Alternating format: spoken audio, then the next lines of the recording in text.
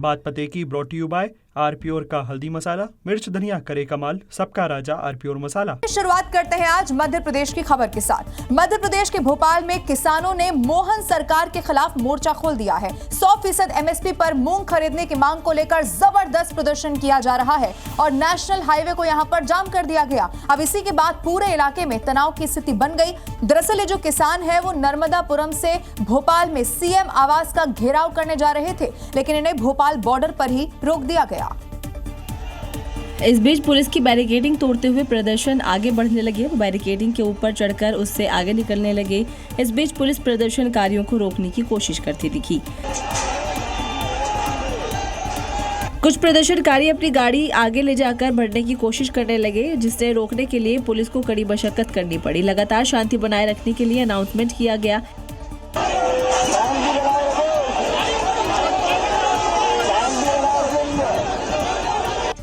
लेकिन लगातार तनाव बढ़ता ही चला गया। बैरिकेडिंग को तोड़ दिया गया। आपसे निवेदन है, जैसे शांति बनाए रखें, नियमों का पालन करें। आपसे निवेदन है कि अनावश्यक तौर पे माहौल में जैसे शांति बनाए रखें, ना किसी को धक्के मुक्के दें। इस दौरान कुछ किसान अर्धनग्न होकर प्रदर्शन करते दिखे। पुलिस द्वारा लगाई गई बसों पर चढ़ गए और नारेबाजी करते रहे। कड़ी मशक्कत के बाद प्रदर्शनकारियों को नीचे उतारा गया। और आइए बात कावड़ यात्रा की करते हैं। अगले 10 घंटे बाद कावड़ यात्रा की शुरुआत होने जा रही है। इसी को लेकर उत्तर प्रदेश से लेकर उत्तराखंड तक सुरक्षा के सख्त इंतजाम कर दिए गए हैं। प्रशासन ने मुस्तैदी को बढ़ा दिया है। कावड़ मार्ग पर सीसीटीवी कैमरे के जरिए अब नजर रखी जा रही है ताकि कोई भी कावड़ मार्ग पर उपद्रव न कर सके। हरिद्वार, मुजफ्फरनगर, मेरठ, गाजियाबाद, बुलंदशहर, उत्तराखंड से लेकर यूपी तक कावड़ यात्रा को लेकर पुलिस ने पूरे तरीके से मैपिंग के जरिए चाक चौबंद व्यवस्था की है। जहां एक तरफ उत्तराखंड में पुलिस प्रशासन अलर्ट पर है, हरिद्वार में उत्तराखंड के राज्यपाल ने कावड़ मेले की व्यवस्थाओं का जायजा लिया। दूसरी तरफ यूपी के मेरठ में सबसे बड़ा इंटीग्रेटेड कंट्रोल रूम तैयार किया गया है। ये सारे कैमरे ये लगे हुए हैं और इस बार यहाँ पर एआई तकनीक के जरिए और फेस डिटेक्शन, यानी कि जो चेहरे को रिकॉग्नाइज कर लेगा कोई संदिग्ध व्यक्ति है जिसके रिकॉर्ड्स में जिसके नाम भी हिस्ट्री शीटर के तौर पर दर्ज है। वहीं कावड़ यात्रा मार्ग में कोई भी उपद्रव करने की कोशिश करेगा तो यूपी पुलिस की टीम उसे तुरंत पहचान कर उसे सबक सिखाएगी। सुरक्षा व्यवस्था को लेकर ड्रोन के जरिए भी यूपी सरकार कावड़ मार्ग की निगरानी करेगी। थोड़े में ज्यादा स्वाद यही तो है इसकी खास बात। वाओ मामा, क्या स्वाद है। अरे मेरे राजा, सबका राजा आरप्योर मसाला। इधर संसद में जारी हो हंगामे और 2 दिनों की चर्चा के बाद पेपर लीक माफिया पर शिकंजा कसने वाला एंटी पेपर ये जो बिल था वो लोकसभा में ध्वनि मत से अब पास हो गया। जहां दूसरे बिल को लेकर सरकार समर्थन जुटाने में जुटी हुई थी, वहीं पेपर लीक पर कड़े कानून के लिए उसे ज्यादा मशक्कत नहीं करनी पड़ी। लेकिन 2 दिन की चर्चा और सार्थक बहस के बाद इस पर सहमति बनी और वोटिंग की नौबत नहीं आई। सदन में बहस और हंगामे को देखते हुए पहले जहां इस बिल पर चर्चा के लिए 6 घंटे निर्धारित थे, लेकिन विपक्ष की मांग पर पहले 8 और फिर 10 घंटे बहस के लिए वक्त तय हुआ और दूसरे दिन भी इस पर चर्चा जारी रही। हालांकि बिल पर चर्चा के दौरान सत्ता पक्ष और विपक्ष में जमकर नोकझोंक हुई। मंत्री जी अब प्रस्ताव करें कि विधेयक को पारित किया जाए। मैं प्रस्ताव करता हूं कि विधेयक को पारित किया जाए। अब ये राज्यसभा में चर्चा और मंजूरी के लिए जाएगा, फिर राष्ट्रपति की रजामंदी से ये कानून बन जाएगा। इधर मॉनसून में जारी चर्चा के बीच आज राहुल गांधी ने एक बार फिर से गृह मंत्री अमित शाह पर निशाना साधा और उनके सदन न पहुंचने पर छात्रों के साथ हुई उनके संवाद वाली कहानियां सुनाने लगे, जिस पर केंद्रीय मंत्री जितेंद्र सिंह ने भी राहुल गांधी को जवाब में कहानी सुना दी। दरअसल राहुल गांधी अपने संबोधन के बीच बार बार मुद्दे से भटक रहे थे और टोकने पर भड़क भी रहे थे। इसी दौरान उन्होंने छात्रों के साथ हुए संवाद का जिक्र करना शुरू कर दिया। Where's the truth on his or her chest? Proudly, it's written here. And I said, what about the other type? She says the other type requires an image. जिस पर जितेंद्र सिंह ने भी उनके फ्रस्ट्रेशन वाली कहानी सदन में सुना दी। जमाने से इनको ये हसरत सता रही थी कि देश इनको प्रधानमंत्री चुने और 7 LKM में बिठाए। अब इनकी जब वो हसरत पूरी ना हुई तो निराशा और फ्रस्ट्रेशन से हताश होकर के वो प्रधानमंत्री आवास 7 LKM के दरवाजे पर जा बैठे। सिर्फ सदन ही नहीं, सदन के बाहर भी सत्ता पक्ष ने राहुल गांधी और कांग्रेस को जमकर कोसा और सदन का समय बर्बाद करने के आरोप लगाए। हालांकि 10 घंटे तक चली लंबी चर्चा के दौरान राहुल गांधी ने एंग्री यंग मैन वाला अवतार जरूर दिखा दिया, लेकिन सत्ता पक्ष ने उन्हें मुद्दे से भटकने वाला करार दिया, खासतौर पर पेपर लीक चर्चा के दौरान जब राहुल ने अमित शाह पर निशाना साधना शुरू किया। Sir, the Home Minister authorized the shooting of our students, sir. He put pellets into the blood of our students. Rahul Gandhi ji ने झूठ बोला कि गोली चलाई गई। गोली नहीं चलाई गई। उन्होंने कहा कि गोली चलाने का जो फरमान था, जो ऑर्डर था, जो हुक्म था, वो देश के गृह मंत्री आदरणीय अमित शाह जी ने दिया। झूठ। किसके इशारे पे पैलेट गन चलाई गई? अगर गृह मंत्री जी के कहने पे पैलेट गन नहीं चलाई गई, इसका मतलब दिल्ली पुलिस कमिश्नर गृह मंत्री को कुछ नहीं समझता, और अगर कहने पे चलाई गई है तो ये बर्बरता की इंतहा है। घंटों भर और संसदीय बात कहते रहे, कहानी किस्सा उलझाते रहे और लोगों को गालियां देते रहे, घुमा फिरा कर। और आइए अब खबरों में आगे बढ़ते हैं। बात पश्चिम बंगाल के बीरभूम की करते हैं, जहां भ्रष्टाचार पर एक करारा प्रहार कर दिया गया है। यहां अवैध रेत खनन के खिलाफ बड़ा एक्शन लिया गया। पुलिस ने एक रेत माफिया के ठिकाने पर छापेमारी की तो कुबेर का खजाना यहां मिल गया। भारी मात्रा में नकदी और सोना बरामद किया गया। और तस्वीरों में देखिए कैसे अलमारी में नोटों का अंबार है। सोने के बिस्किट और कैश के भरे करीब 25 बैग हैं। ये कार्रवाई रेत माफिया टुल्लू मंडल उर्फ मोहम्मद नजीबुद्दीन के ठिकाने पर की गई है, जहां से बड़ी मात्रा में नकदी और सोना बरामद किया गया। इस कार्रवाई को लेकर सीएम शुभेंदु अधिकारी ने सोशल मीडिया एक्स पर पुलिस की सराहना करते हुए साफ संदेश दे दिया है कि भ्रष्टाचार के खिलाफ इसी तरह की कार्रवाई जारी रहेगी। और सीएम बनने के बाद भ्रष्टाचार पर शुभेंदु अधिकारी का ये पहला प्रहार आरोपी के कैश लोग को तबाह कर गया। फिलहाल पुलिस अवैध संपत्ति से जुड़े सभी पहलुओं की जांच कर रही है। देश के सबसे खूंखार नक्सली मिसिर बेसरा को गिरफ्तार करने में सुरक्षा बलों को बड़ी कामयाबी हाथ लग गई है, जिस पर करीब 1 करोड़ का इनाम है, क्योंकि ये देश के 55 जवानों का हत्यारा है जिसकी लंबे समय से सुरक्षा बलों को तलाश थी, जिनके पास से भारी मात्रा में हाईटेक हथियार मिले। इन हथियारों में AK-47, इंसास, SLR समेत करीब 8 मैगजीन मिली है। लेकिन सुरक्षा बलों के लिए सबसे बड़ी कामयाबी ये है कि झारखंड के सारंडा के जंगल से 2 साथियों के साथ 1 करोड़ के इनामी और 55 जवानों का हत्यारा मिसिर बेसरा गिरफ्तार हो चुका है। तो हम लोग उन तीनों को साथ में जो इनके फैसिलिटेटर थे उनको भी पकड़ा गया। इस ऑपरेशन की सबसे जो विशेषता रही कि एक भी गोली चलाने की हम लोग को आवश्यकता नहीं पड़ी, जिस पर हत्या, आईडी ब्लास्ट, सुरक्षा बलों पर हमले, आर्म्स एक्ट समेत 100 से ज्यादा मुकदमे दर्ज हैं। जो नक्सलियों के पोलित ब्यूरो का मेंबर और ERB इंचार्ज था, जो बस्तर में नक्सलियों के नेटवर्क को बढ़ाने, कैडर को ट्रेनिंग देने का काम करता था, हथियार आपूर्ति और बड़े ऑपरेशन की प्लानिंग करता था। वहीं मिसिर बेसरा के पकड़े जाने के बाद झारखंड में एक्टिव रहे 8 नक्सलियों ने बीजापुर पुलिस के सामने सरेंडर किया, जिनमें 5 महिलाएं भी शामिल हैं। जम्मू कश्मीर में पुंछ में सुरक्षा एजेंसियों ने निगरानी को और ज्यादा बढ़ा दिया है। सुरक्षा एजेंसियों ने कुरियर सेवाओं पर अब नजर रखना शुरू कर दिया है, ताकि कुरियर नेटवर्क का इस्तेमाल किसी भी गैर कानूनी या राष्ट्र विरोधी गतिविधि के लिए न किया जा सके। और इसी कड़ी में डिप्टी कमिश्नर के निर्देश पर पुंछ में कई कुरियर कार्यालय का औचक निरीक्षण भी किया गया और कड़े निर्देश दिए गए। जितने भी आपके पास ये प्रोडक्ट्स आते हैं या जो भी ये करियर्स आते हैं, उसका आप एक प्रॉपर डाटाबेस बना के रखें, ये ताकि एडमिनिस्ट्रेशन भी और बाकी जो ये पुलिस एजेंसीज भी हैं वो उस पर ये विजिलेंट रहेंगे। दरअसल सुरक्षा एजेंसियों को आशंका है कि कुरियर सेवाओं का दुरुपयोग ड्रग्स की तस्करी, संदिग्ध सामान का लेन देन और अन्य गैर कानूनी गतिविधियों में किया जा सकता है। यही कारण है कि LOC और इंटरनेशनल बॉर्डर से सटे इलाकों में निगरानी बढ़ा दी है। फिलहाल सीमावर्ती इलाकों में सुरक्षा व्यवस्था और मजबूत करने के लिए सुरक्षा एजेंसियां लगातार निगरानी कर रही हैं, ताकि कुरियर सेवाओं का किसी भी गैर कानूनी गतिविधि में दुरुपयोग न हो सके। राजस्थान के उदयपुर में मकान बनाने को लेकर हुए विवाद में 3 लड़कों ने एक बुजुर्ग की पीट कर हत्या कर दी। इससे आक्रोशित लोगों ने जबरदस्त हंगामा किया और उसके बाद आरोपियों के घर पर बुलडोजर चलाने की यहां पर मांग की है। ये पूरी खबर आपको दिखाएंगे, लेकिन आइए इस वक्त सीधे लिए चलते हैं। संबित पात्रा प्रेस कॉन्फ्रेंस कर रहे हैं। शेप लगाया कि I was not allowed to speak, मुझे बोलने का मौका नहीं दिया गया। मैंने बार बार कहा है, जब 45 लोगों को बोलने का मौका दिया गया तो राहुल गांधी को बोलने का मौका क्यों नहीं दिया जाएगा?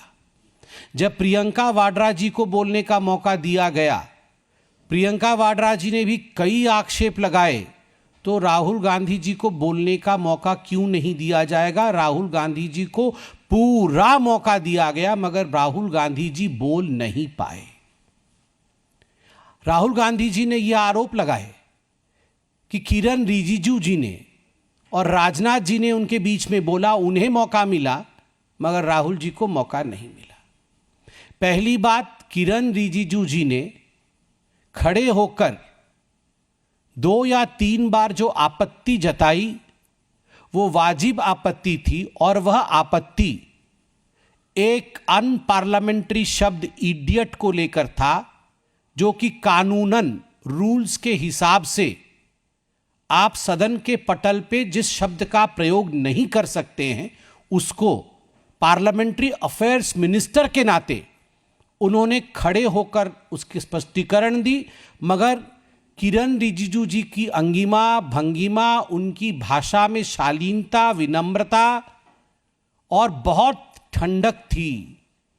गुस्से में नहीं, बहुत शांत स्वभाव में किरण जी ने कहा कि हम आपको सुनना चाहते हैं, यह एक शब्द इडियट आप नहीं कहे, क्योंकि पार्लियामेंट रूल के हिसाब से चलता है। रक्षा मंत्री आदरणीय राजनाथ सिंह जी ने खड़े होकर एक ही अपील की। उन्होंने कहा, राहुल जी आप बोलिए, और मैं हमारे सदस्यों से, ट्रेजरी बेंच के सदस्यों से ये अपील करता हूं कि सब राहुल गांधी जी को ध्यान से सुने। इससे बड़ा लोकतांत्रिक परंपरा क्या हो सकता है, जहां सदन के उपनेता रक्षा मंत्री स्वयं खड़े होकर व्यवस्था की चिंता कर रहे हैं और राहुल गांधी जी को ध्यान से सुना जाए उसके विषय में कह रहे हैं। तो राहुल गांधी जी का यह आरोप बिल्कुल गलत है कि उन्हें बोलने नहीं दिया गया। राहुल गांधी जी ने कहा कि मैं बीजेपी या आरएसएस या बीजेपी से जुड़े किसी व्यक्ति से कभी माफी नहीं मांगता हूं और नहीं मांगूंगा।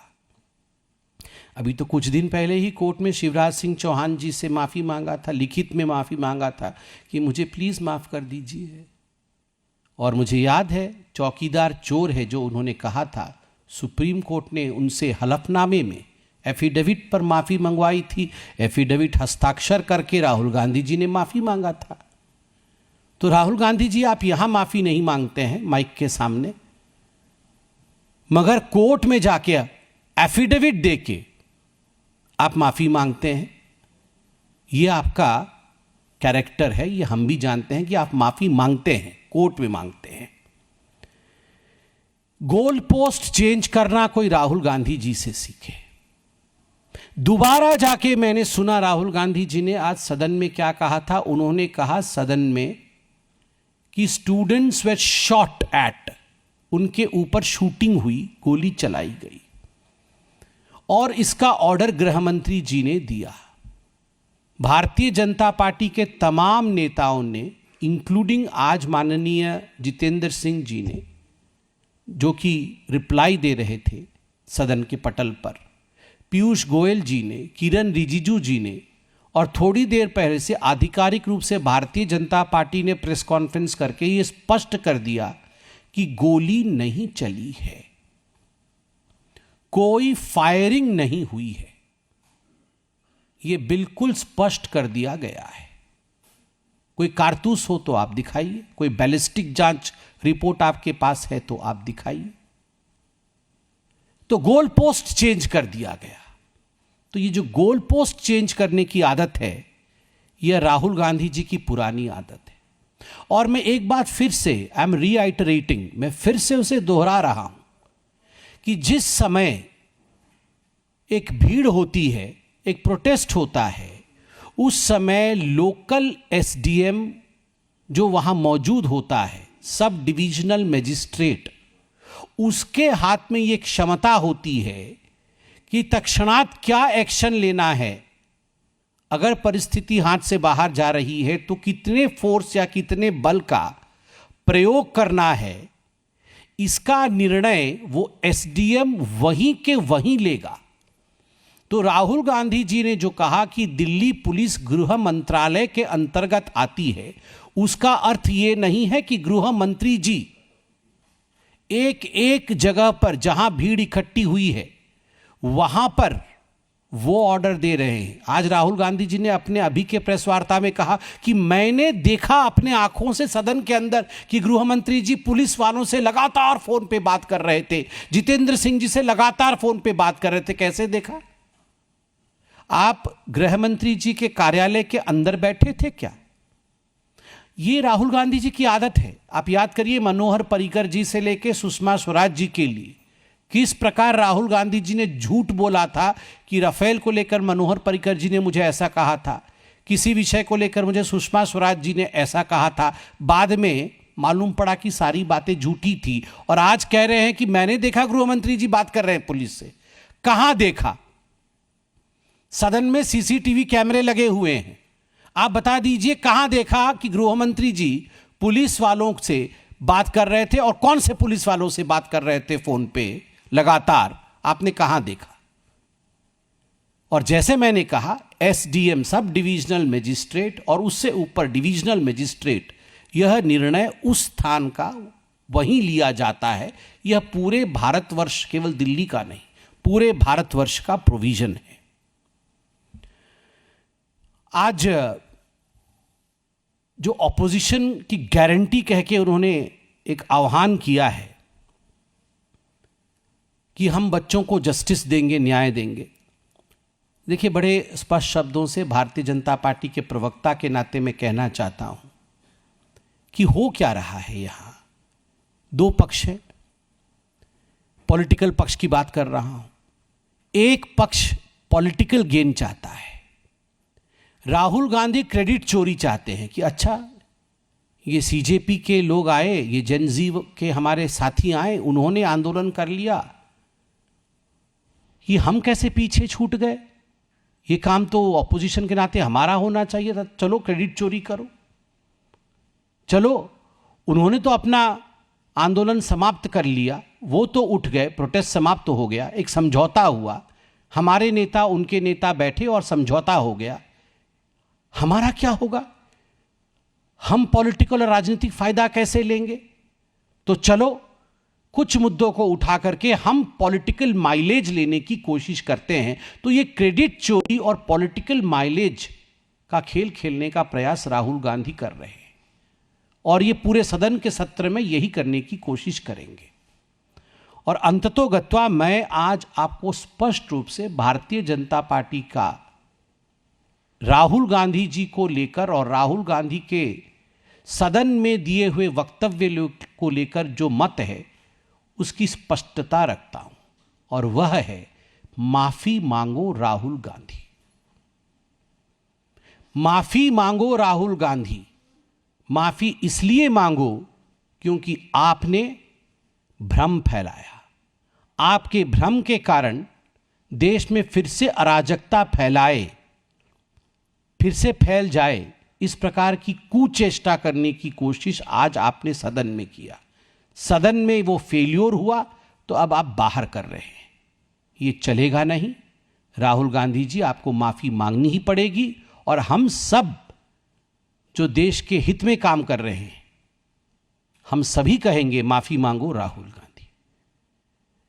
एक पक्ष क्रेडिट लेने की कोशिश कर रही है, पॉलिटिकल माइलेज पाने की कोशिश कर रही है, वहीं मोदी जी की गारंटी कि मैंने कहा था मैं सिस्टम ठीक करूंगा, परिश्रम करके किस प्रकार से उन्होंने टास्क फोर्स बनाया। टास्क फोर्स में देश के दिग्गज लोग शामिल हैं, हर फील्ड के लोग, टेक्निकल फील्ड के लोग, एजुकेशनल फील्ड के लोग, पुलिसिंग फील्ड के लोग, आईबी के डायरेक्टर, पूर्व डायरेक्टर भी शामिल हैं। तो इस प्रकार से एक पुख्ता टीम का गठन आदरणीय मोदी जी ने किया, टास्क फोर्स। फिर आज एक पुख्ता कानून बनाया। केवल राजनीति करने से कुछ सुधरने वाला नहीं है, काम करने से ही सुधरेगा। और एक पक्ष ने, मोदी जी के पक्ष ने काम करके दिखाया है, दूसरे पक्ष ने, राहुल जी के पक्ष ने केवल किस प्रकार हम नाम कमाएं और माइलेज ले उसकी चेष्टा कर रहे हैं, वो सक्सेसफुल नहीं होंगे। काम ही सक्सेसफुल होगा और देश आगे बढ़ेगा। इतना ही कह के मैं अपने वक्तव्य को शांत करता हूं। धन्यवाद। तो संबित पात्रा को आप सुन रहे थे। प्रेस कॉन्फ्रेंस उनकी तरफ से की गई और कहा राहुल गांधी को माफी मांगनी चाहिए। सदन में एजेंडा फेल तो बाहर शुरू हो गए। ये सब कुछ तब हुआ जब पहले राहुल गांधी की तरफ से एक प्रेस कॉन्फ्रेंस की गई। उन्होंने पहले ऐलान किया था वो प्रेस कॉन्फ्रेंस करेंगे, उसके बाद बीजेपी की ये प्रेस कॉन्फ्रेंस।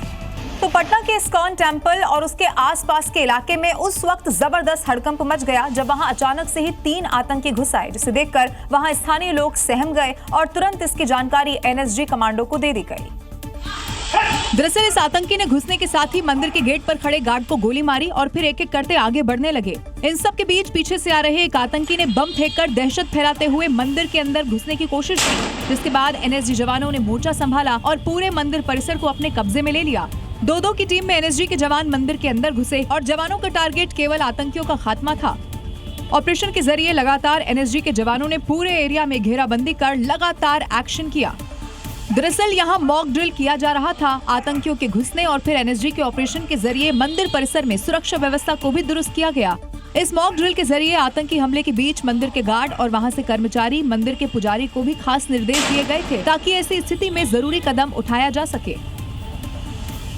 अब बात उत्तर प्रदेश की करते हैं, जहां पुलिस इस वक्त एक साथ 2 मोर्चों पर तैनात है। एक तरफ तो कांवड़ यात्रा की फुल प्रूफ सुरक्षा, तो वहीं दूसरी तरफ अपराधियों पर 24/7 होने वाला बड़ा एक्शन। बीते 24 घंटे की अगर बात की जाए तो उत्तर प्रदेश में गौ तस्कर हो या गैंगस्टर, खाकी सब पर काल बनकर टूटी है, जिसमें कई तो लंगड़े हुए तो कईयों ने अपराध से तौबा कर ली।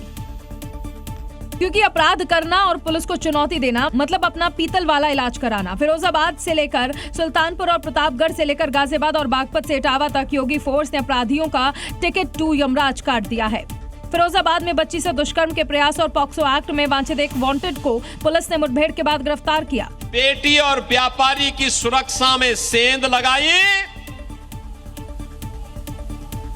तो सेंध लगाने वाले का इंतजार तो फिर यमराज ही करेगा। सुल्तानपुर में खाकी का कहर गौ तस्करों पर टूटा, जिसमें एक बदमाश के पैर में गोली लग गई। तो बागपत में पुलिस ने 3 इनामी गौ तस्करों पर एक्शन लिया।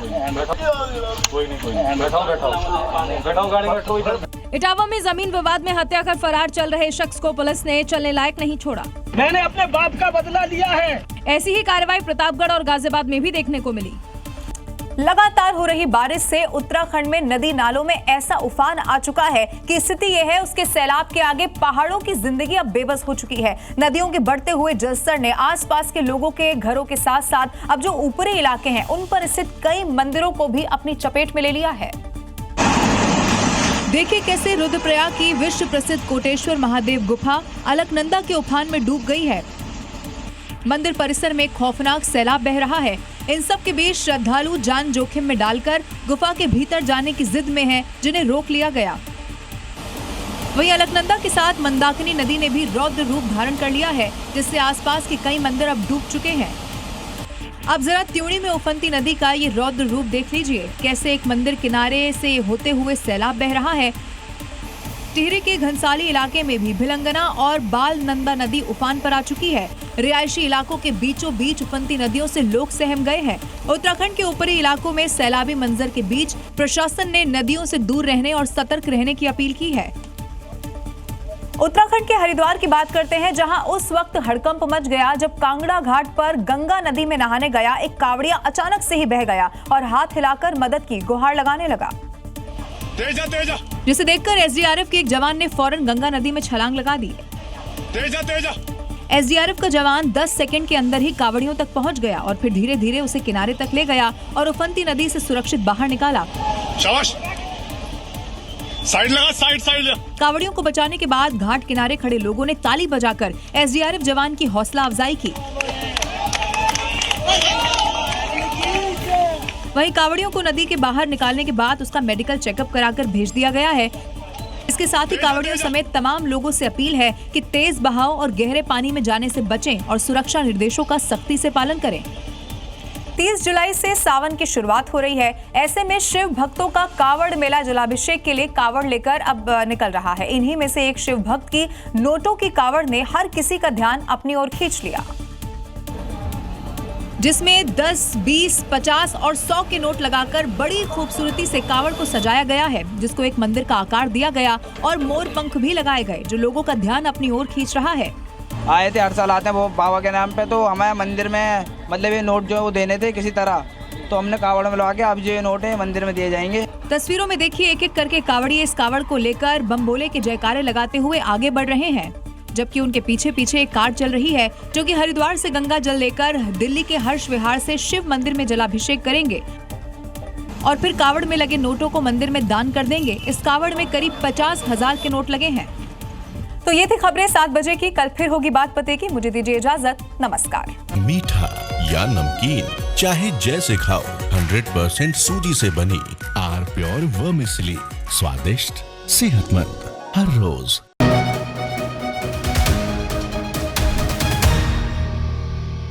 बात पते की brought you by R Pure का हल्दी मसाला, मिर्च धनिया करे कमाल, सबका राजा आर प्योर मसाला।